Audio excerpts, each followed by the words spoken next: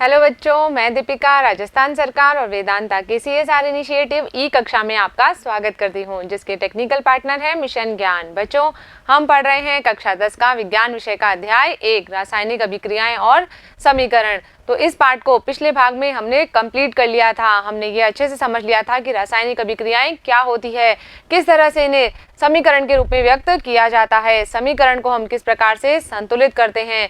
इसके अलावा रासायनिक अभिक्रियाओं के प्रकार के बारे में भी हमने चर्चा की थी। अब इस भाग में करेंगे हम इस पाठ के अभ्यास प्रश्न, जो कि हमारी पाठ्य पुस्तिका में दिए गए हैं। तो आप जल्दी से अपने कॉपी और पेन लेकर तैयार हो जाइए। चलिए शुरू करते हैं। पहला प्रश्न हमें यहाँ पर दिया गया है, नीचे दी गई अभिक्रिया के संबंध में कौन सा कथन असत्य है। यहाँ पर हमें एक अभिक्रिया दी गई है और इससे संबंधित कुछ कथन हमें यहाँ पर दिए गए हैं। तो इसमें हमें गलत कथनों की पहचान करनी है। तो अभिक्रिया क्या दी है हमें, 2PbO प्लस कार्बन मिलकर क्या बना रहे हैं, 2Pb प्लस CO2 गैस का निर्माण यहाँ पर हो रहा है। अब कथन हमें दिया गया है सीसा अपचयित हो रहा है। तो क्या ये सीसा अपचयित हो रहा है, यहाँ पर नहीं हो रहा है। अपचयित कौन हो रहा है, यहाँ पर 2PbO लेड ऑक्साइड जो है वो यहाँ पर अपचयित हो रहा है।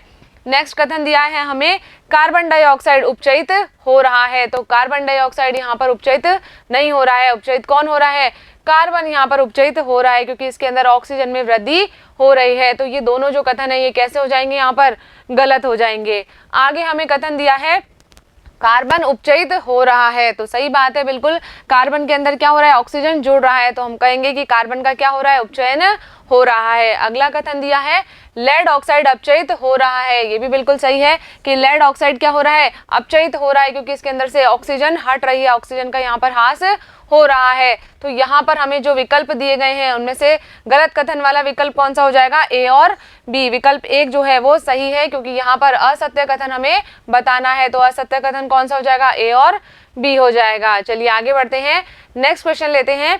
अगला प्रश्न है Fe2O3 प्लस 2Al क्या बना रहा है, ये Al2O3 प्लस 2Fe का निर्माण यहाँ पर कर रहा है। पूछा गया है हमसे कि ऊपर दी गई अभिक्रिया किस प्रकार की है, अभिक्रिया का प्रकार हमें यहाँ पर बताना है। तो विकल्प दिए हमें संयोजन अभिक्रिया। तो यहाँ पर संयोजन होकर एक पदार्थ का निर्माण नहीं हो रहा है, तो ये संयोजन अभिक्रिया नहीं होगी। आगे है द्विविस्थापन अभिक्रिया। तो यहाँ पर जो है दो आयनों का आदान प्रदान भी नहीं हो रहा है, तो ये द्विविस्थापन अभिक्रिया भी नहीं होगी।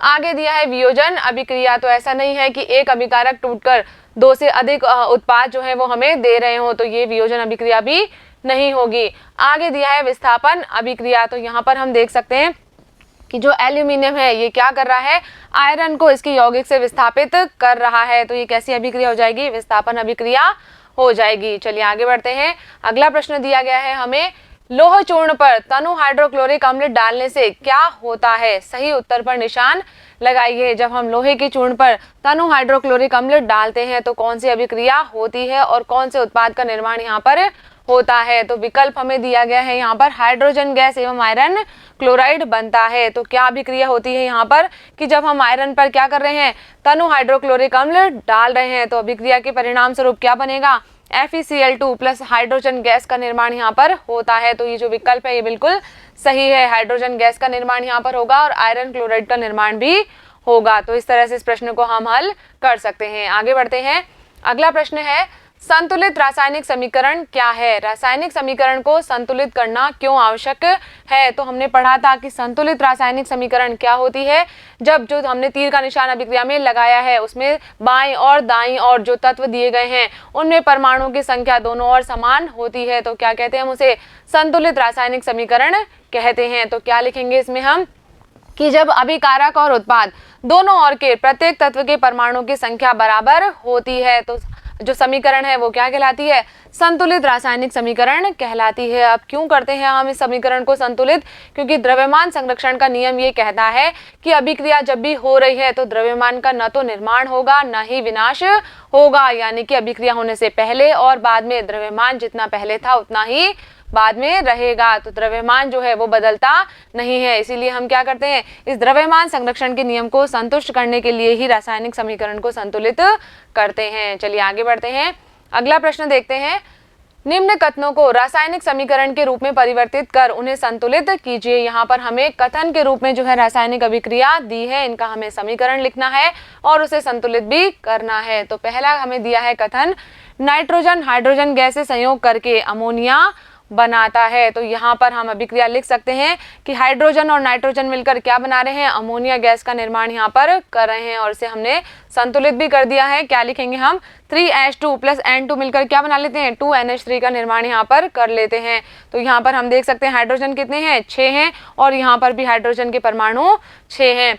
नाइट्रोजन यहाँ पर 2 परमाणु है और यहाँ पर भी कैसे हैं, 2 परमाणु है। तो ये जो हमारी समीकरण है ये कैसी है, संतुलित समीकरण है। दूसरी अभिक्रिया देखते हैं, हाइड्रोजन सल्फाइड गैस का वायु में दहन होने पर जल एवं सल्फर डाइऑक्साइड बनता है। तो समीकरण हम किस प्रकार से लिखेंगे, 2H2S प्लस 3O2 मिलकर क्या बना लेते हैं, 2H2O और 2SO2 का निर्माण यहाँ पर करते हैं। क्या बन रहा है, जल और सल्फर डाइऑक्साइड का निर्माण यहाँ पर हो रहा है। तो ये अभिक्रिया भी हमने जो लिखी है वो कैसे लिखी है, संतुलित समीकरण लिखी है। चलिए आगे बढ़ते हैं, अगली अभिक्रिया देखते हैं हम।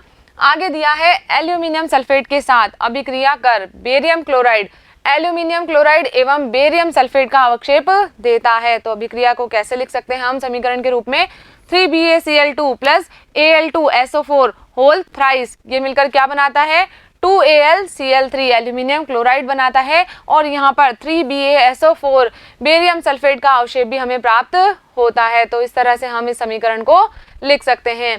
आगे हमें दी है अभिक्रिया, पोटेशियम धातु जल के साथ अभिक्रिया करके पोटेशियम हाइड्रोक्साइड एवं हाइड्रोजन गैस देती है। तो कैसे लिखेंगे इसे समीकरण के रूप में, हम लिख सकते हैं 2K प्लस 2H2O, ये मिलकर क्या बनाते हैं, पोटेशियम हाइड्रोक्साइड 2KOH का निर्माण करते हैं और इस अभिक्रिया में हाइड्रोजन गैस भी उत्पन्न होती है। तो इस तरह से इन अभिक्रियाओं को हम समीकरण के रूप में लिख सकते हैं। चलिए बढ़ते हैं हम अगले प्रश्न की ओर। अगला प्रश्न हमें दिया गया है, निम्न रासायनिक समीकरणों को संतुलित कीजिए। तो यहाँ पर हमें कुछ रासायनिक समीकरण दिए गए हैं जिन्हें हमें संतुलित रूप में लिखना है। तो पहला समीकरण हमें दिया गया है HNO3 प्लस CaOH2, ये क्या बना रहा है, CaNO3 whole twice plus H2O। तो इस अभिक्रिया को जब हम संतुलित करेंगे तो हम समीकरण को किस रूप में लिखेंगे, 2HNO3 प्लस CaOH2 और क्या लिखेंगे हम, क्या बना रहा है ये, CaNO3 whole twice plus 2H2O। यहाँ पर जल के 2 अणुओं का निर्माण हो रहा है। दूसरी समीकरण देखते हैं हम। आगे दिया है NaOH प्लस H2SO4, ये मिलकर क्या बना रहा है, Na2SO4 प्लस H2O। तो जब इस समीकरण को हम संतुलित करेंगे तो क्या लिख सकते हैं हम यहाँ पर, 2NaOH प्लस H2SO4 और ये मिलकर बनाएगा Na2SO4 प्लस 2H2O। जल के 2 अणुओं का निर्माण यहाँ पर होगा। तो अब हम इसको चेक कर लेते हैं संतुलित है या नहीं है।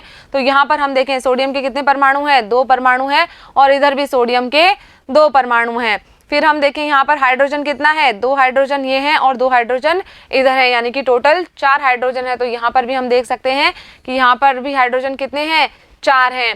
ऑक्सीजन की यदि हम बात करें तो ऑक्सीजन यहाँ पर कितने हैं, 2 ऑक्सीजन यहाँ पर हैं और 4 यहाँ पर है, यानी कि टोटल जो है कितने ऑक्सीजन हो गए, 6 हो गए। और इधर भी कितने हैं, 4 इधर हैं और 2 इधर हैं, तो इधर भी 6 ऑक्सीजन के परमाणु हो गए। सल्फर का 1 परमाणु यहाँ पर है और 1 परमाणु ही इधर है, यानी कि दोनों और जो है तत्वों के अंदर परमाणुओं की संख्या यहाँ पर समान है। तो ये अभिक्रिया कैसी हो जाएगी, संतुलित हो जाएगी। चलिए आगे बढ़ते हैं, अगली रासायनिक समीकरण देखते हैं हम।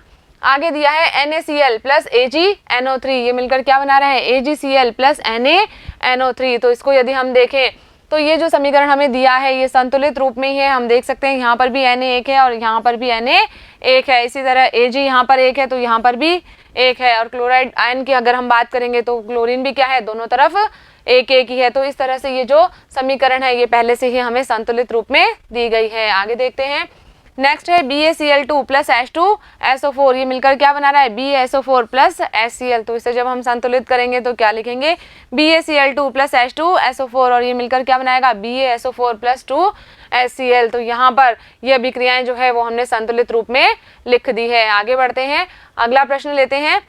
आगे दिया गया है, निम्न अभिक्रियाओं के लिए संतुलित रासायनिक समीकरण लिखिए। यहाँ पर हमें जो है अभिक्रियाएं दी गई है और इनकी हमें संतुलित रासायनिक समीकरण लिखनी है। तो बिल्कुल लिख सकते हैं हम यहाँ दिया है हमें कैल्शियम हाइड्रोक्साइड, तो इसे हम क्या लिख सकते हैं CaOH2 plus carbon dioxide CO2, ये मिलकर क्या बना रहे हैं कैल्शियम कार्बोनेट और जल का निर्माण यहाँ पर कर रहे हैं। तो इस तरह से हम इसे समीकरण के रूप में लिख सकते हैं। आगे दी है अभिक्रिया हमें जिंक प्लस सिल्वर नाइट्रेट, ये मिलकर क्या बना रहे हैं जिंक नाइट्रेट प्लस सिल्वर बना रहे हैं। तो हम लिख सकते हैं Zn प्लस 2AgNO3, ये मिलकर क्या बना लेंगे ZnNO3 whole twice plus 2Ag का निर्माण यहाँ पर हो जाएगा। आगे देखते हैं अगली अभिक्रिया हमें दी गई है एल्यूमिनियम प्लस कॉपर क्लोराइड, ये मिलकर क्या बनाते हैं एल्यूमिनियम क्लोराइड प्लस कॉपर का निर्माण यहाँ पर होता है। तो हम देखें 2Al प्लस 3CuCl2, इसे हम लिख सकते हैं और ये मिलकर क्या बना रहे हैं 2AlCl3 प्लस 3Cu का निर्माण यहाँ पर हो रहा है।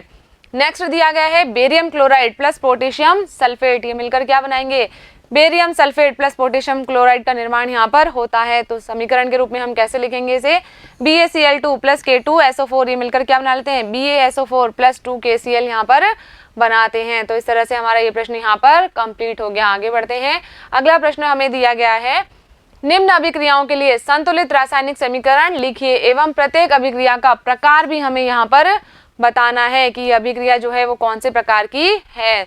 तो यहाँ पर सबसे पहले हमें दिया गया है पोटेशियम ब्रोमाइड, ये कैसी स्थिति में है जलीय विलयन में है, प्लस बेरियम आयोडाइड, इसका भी क्या लिया है हमने एक्वस सॉल्यूशन लिया है और ये मिलकर क्या बनाता है potassium iodide plus barium bromide का निर्माण यहाँ पर होता है। तो अभिक्रिया हम किस प्रकार से लिखेंगे 2KBr प्लस BaI2, ये मिलकर क्या बनाएंगे 2Ki प्लस BaBr2 और यहाँ पर हम देखें क्या हो रहा है यहाँ पर आयनों का आदान प्रदान हो रहा है। तो ये अभिक्रिया कैसी हो जाएगी द्विविस्थापन अभिक्रिया हो जाएगी। चलिए आगे बढ़ते हैं, अगली अभिक्रिया देखते हैं हम। नेक्स्ट है जिंक कार्बोनेट प्लस, ये क्या बना रहा है जिंक कार्बोनेट वियोजित होकर जिंक ऑक्साइड और कार्बन डाइऑक्साइड का निर्माण कर रहा है। तो इस अभिक्रिया को देखकर ही हम समझ सकते हैं कि एकल अभिकारक मिलकर क्या बना रहा है दो उत्पाद बना रहा है। तो ये अभिक्रिया क्या कहलाएगी वियोजन अभिक्रिया कहलाएगी। तो समीकरण के रूप में हम लिखेंगे इसे ZnCO3, ये क्या बना रहा है टूटकर ZnO प्लस CO2 का निर्माण यहाँ पर हो रहा है, जिंक ऑक्साइड और कार्बन डाइऑक्साइड का निर्माण हो रहा है। तो कैसी अभिक्रिया हो जाएगी ये वियोजन अभिक्रिया हो जाएगी। आगे दिया है हाइड्रोजन प्लस क्लोरीन, ये मिलकर क्या बनाते हैं हाइड्रोजन क्लोराइड बनाते हैं।